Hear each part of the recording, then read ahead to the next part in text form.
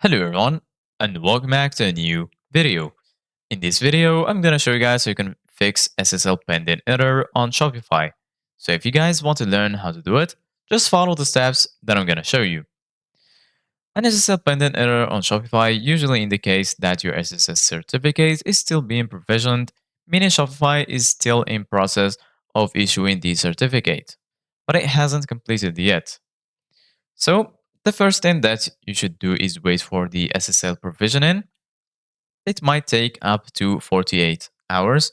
SSL certificate can take up to 48 hours to be fully provisioned. If your store was just recently set up or a domain was newly added, the process might still be ongoing. What to do if it has been less than 48 hours? Simply just wait for it. You can check the status by going online store, then domains in your Shopify admin. The admin should eventually show SSL provisioned or connected instead of SSL pending. After that, verify the domain connection. If your domain is not properly connected to Shopify, the SSL certificate cannot be issued. Ensure that your domain's DNS settings are correctly configured. In order to verify your domain connection, first of all, go to online store, then domains in your Shopify admin. Ensure that your domain is marked as connected and not showing any warnings.